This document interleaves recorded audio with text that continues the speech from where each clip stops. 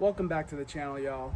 Before I start this new video, which I'm going to go ahead and do, I wanted to take just a quick moment in the time where most people see the video and give my condolences to everybody suffering. It has been a unique few days. Just a couple days ago was the public murder of Charlie Kirk, and it's hit a lot of people, and it's hit home to me. I had family at that event. Two faith figures that I look to have suffered those same kind of outcomes, namely Jesus Christ and Joseph Smith. So I just wanted to give my love and support to everybody who ends up watching this and let you guys know that I'm with you. We're all pulling together, and hopefully we come out on the other side with a little bit better out of our own personal lives. But let's go ahead and get this thing started.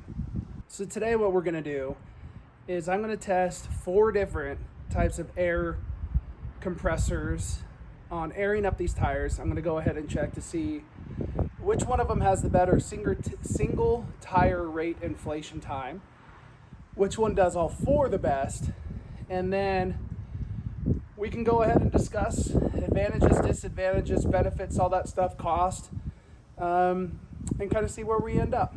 All right, before we kick this off, now you know the 4 ones that we're going to do. 20-gallon at-home Husky, dual ARB, we'll have a dual Napa, we'll have a single Smittybilt. What do you guys think is going to do the very best? Obviously, I don't predict that the single Smittybilt's going to keep up with a dual or anything like that, but what's the biggest difference, right? So let's go ahead and put your guesses below. Which one's going to be the fastest? Is it going to be the Napa, the ARB, the at-home tank? It's running 150 PSI. What do you think is going to be the difference in time between the slowest and the fastest? All right, I'm using this bunker air gauge because it's got the digital readout, so it's a lot more exact than just my eye. And I'm airing down to 10 PSI on this, which means it's at 12 because it's a 2 PSI under of what it really is. I air down these reds, these 42-inch reds, down to 12. That's what I run mine at on my JKU. So we'll air it down to 10. We'll make sure it's exact like that so there's no variance with just an analog one. And let's see how long it takes. So I'm going to start off with the at-home compressor on this thing. We'll get a clock going. I'm going to go ahead and use my regular air chuck that I use when I air up on the trail. And we'll go from there. I got all the stuff set up. But because I have this set up as a straight air through, as soon as I plug it in, it's going to start losing air. So I'm going to go ahead and attach it. As soon as I attach it to that stem, we'll start the clock over here. Oh, it's holding back. Never mind, I lied.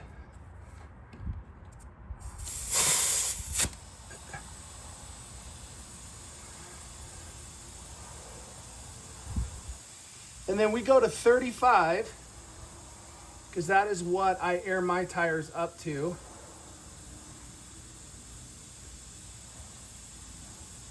Why would I do that? Well, guess what? On the reds, the outer lugs go ahead and wear down faster than the middle. The middle are still usually left around when everything else is wore out. So if I overinflate for the very few times I run it on the road, I'm running on a part of the tire that realistically is never going to get fully used up. So there you go.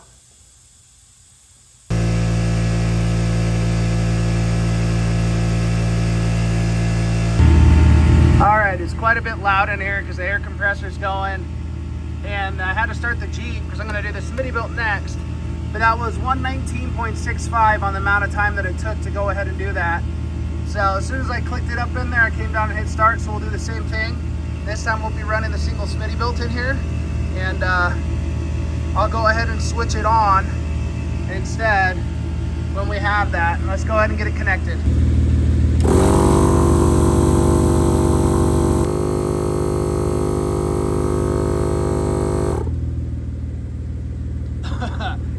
Five minutes and 19 seconds, 1 tire. All right, I'm gonna go ahead and try out the Napa. We are down to our 10 PSI on the digital, 12 PSI for real. So let's go ahead and kick this on same time, and let's see what we end up with.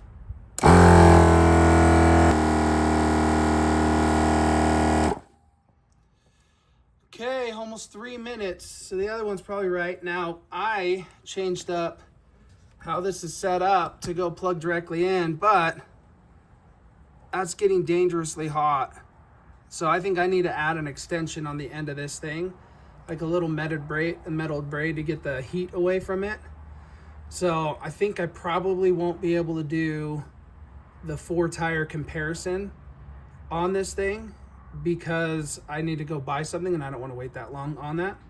But 3 minutes on that, just shy of it. Let's go ahead and try the ARB. 1, 2, 3.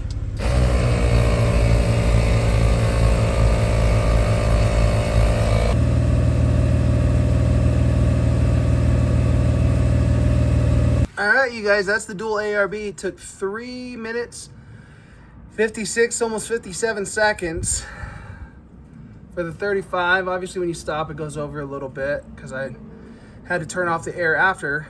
Well, those are the results, guys. The at-home air compressor, 1:19. The single one was like 5:19 or somewhere like that. Anyways, I'll look it up and put it below here.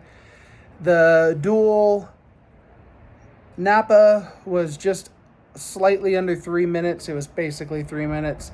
And then the dual ARB was about 4 minutes. So about a minute more, like 3:51, 3:59, something like that. So is that what you expected? I thought the dual Napa was going to win. I didn't know it was going to be a minute per tire. But to having said that, I'd have to find a way to make sure it was keeping it cool. And then also my dual ARB is centered underneath the passenger seat, so my hose can reach anywhere and get to everything. I'd have to get a longer hose, which isn't the end of the world if I wanted to switch. But I bought that one for the CJ for when I get it up and running to air up stuff. So we'll see. What are you guys using? Does this give you inspiration to maybe try something different? Let me know in the comments. We'll see you guys out on the trails.